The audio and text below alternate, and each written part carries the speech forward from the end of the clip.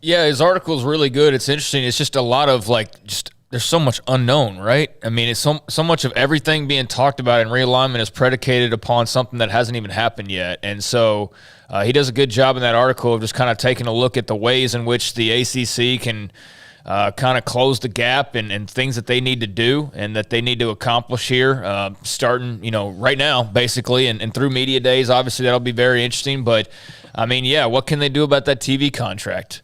I don't think any schools are really all that adequately prepared to pay $300 million, give or take a couple bucks, to leave right now and go join the SEC or whatever. You would have to hope that it was basically akin to ESPN intentionally tanking the Big 12 to prop up the Americans so that they got Texas and Oklahoma quickly, which, hasn't been proven in a court of law, but I think we all know that's exactly what was happening, and Bob Bowlsby was dead on when he threatened ESPN because that's absolutely what they were trying to do, if just reading the tea leaves.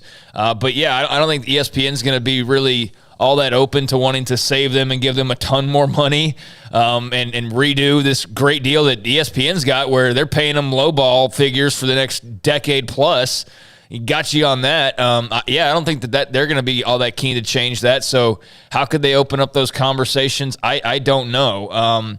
There's just a lot it kind of hinges on something else occurring that hinges on something else that hinges on something else. And right now, like I said earlier, I think everybody's just we're all waiting for everything just kind of break loose all at once. And instead what's happened is everything's like slowed down to a crawl almost to the point where now it's all rumors and speculation, but what's actually going on, we really don't even know because the conferences aren't talking at the moment. But with these media days, I don't know how much more we'll learn, but it sure will be interesting to at least have the media have the opportunity with the SEC, with the ACC, with the Big 12, with the Pac-12, et cetera, to get in front of these commissioners and ask some questions and try to get a few more answers, although I think we're still going to be searching for answers long after these media days are over with. But he does have, the right questions when it comes to the ACC and what's kind of in front of them right now. And obviously that TV deal, if somehow they could put some more power into that and make that a little bit more manageable,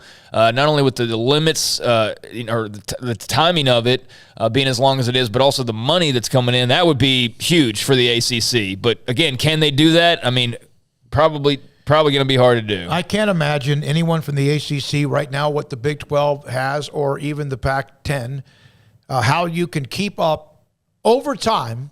Yes, you could have a team jump up and win a national title. Yes, you could have teams actually have nice runs of success.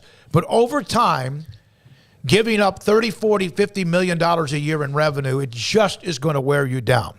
Yep. And so, yeah. And that's why, that's 1/3 of what he said. Somehow get to the table with ESPN and try to figure out a way to further maximize this deal. But I don't know how really you're going to do that at this point. I mean, you're not going to go poach anybody. I mean, the best thing you could have happen basically is grab Notre Dame. But outside of that, what are you going to do to really do that? And then why would ESPN really be all that willing to do that when they're spending gobs and gobs of money elsewhere? And like I said, clearly we're trying to tank another conference to benefit the ones they've already got under their umbrella. So there's that. There's the college football playoff. And when is that going to change, if ever going to change? If somehow they had, as he points out, an automatic bid, then that would ease some feelings, but again, that's not out there right now. And then the third part of it is that he mentioned was the simmering resentment, as he put it, between the ACC members. I want to get into that. Okay. Because part of it as well, Notre Dame's athletic director and others, including Greg Sankey and the SEC, they weren't real thrilled with this alliance. And on top of that, Phillips, who's the commissioner of the ACC, hey, he was doing what everyone else was doing. He was trying to save his own conference's butt, just like whatever Warren was trying to do when he said, hey, let's have this alliance.